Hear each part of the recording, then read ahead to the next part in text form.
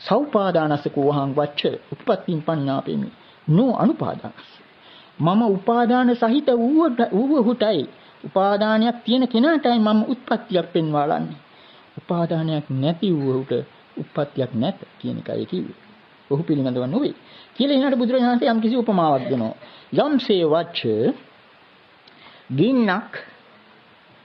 එතන යොදන වචනේ උපාදාන කියන එක තෝරන්න වෙන. උපාදාන කියන වචනේ pāli භාෂාවේ යොදනවා ඔය දැන් කාලේ ඉන්ධන ද්‍රව්‍ය වලට.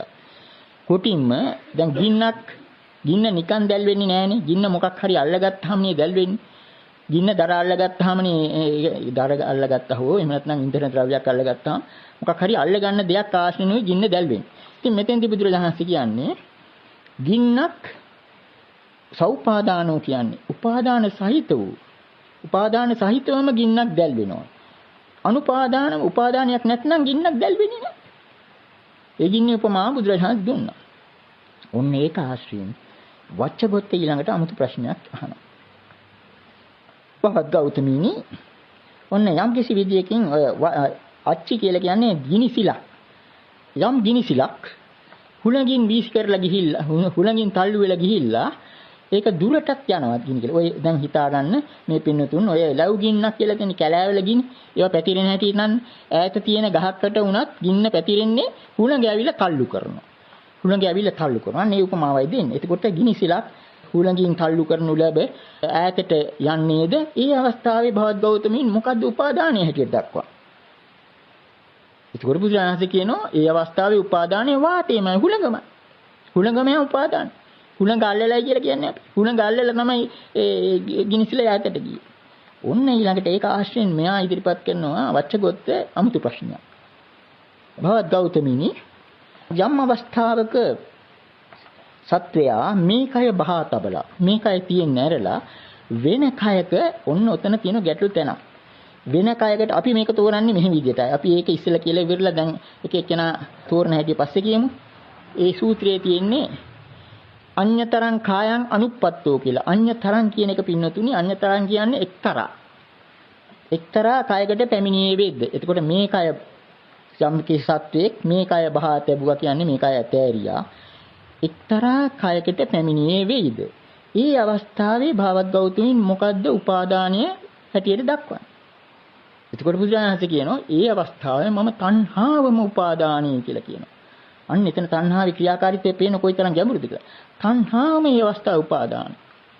නමුත් පින්වතුනි අවාසනාවකට වගේ මේ උපමාවත් මේ ඡේදයත් වරදවල තේරුම් ගැනීමෙන් පහු කාලේ කට්ටිය එනේ ඔක්කොම අහන්නේ අන්තරාභාවයක් ගැන. අන්තරාභාව වාදයේ ඔක්කොම වැරදි කියලා අපි පොත්වල පෙන්නලා දින්න තියෙනවා. ඒක ඇති උනේ කොහොමද? එකක් මේ උපමාව වැරදියට තේරුම් ගැනීම. මේ මෙතෙන්දී උපමාවේදී වත්තකොත් අහන්නේ භව දෙකක් අතර පරතරයක් නෙමෙයි. එක භවයකින් අනිත් භවය සම්බන්ධ වෙන ආකාරය. ඊළඟට මෙතන තියෙන සියුම් කාරණයක් ඒක ඔය භාෂාව හා සම්බන්ධ එකක්. ටිකක් තේරුම් ගන්න බලන්න. මෙන්න මේ සූත්‍ර දේශනා සමහර විට අතින් අතට යාමේදී සමහර විට ඔය පාඨ පිළිබඳ එක සමහර පොත්වල එක පාඩයක්. තව පොත්වල එක පාඩයක්.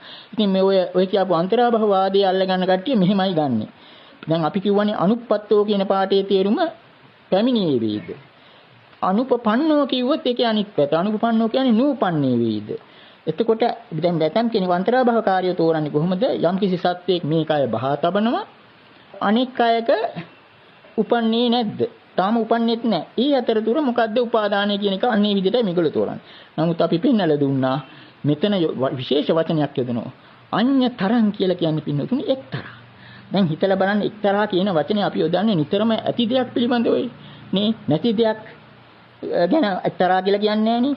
ඇති දේවල් වලින් එකක් තෝරලා.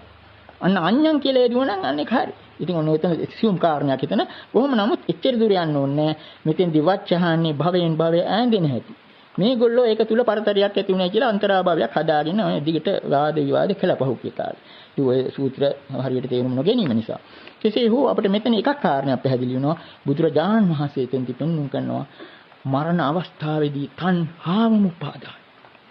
ඒ ටික අපිට වෙන පැති වලින් පෙන්වුම් කරනවා. තණ්හාවට වෙන නමක් තියෙනවා භව නෙත්ති කියලා. යමක නෙත්තිය කියලා කියන්නේ නිරායන එකනේ.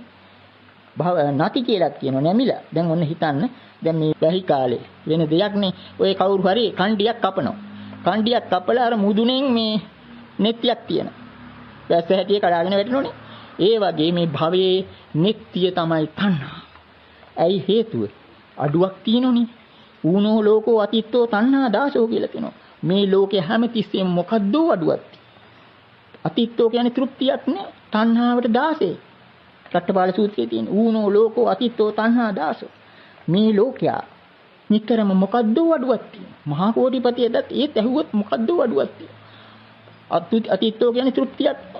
තණ්හාවට දාසේ. ඒකට තණ්හාවට භවනිත්‍ය කියන්නේ තණ්හාම ප්‍රමාණවත් භවයක් හදන්න.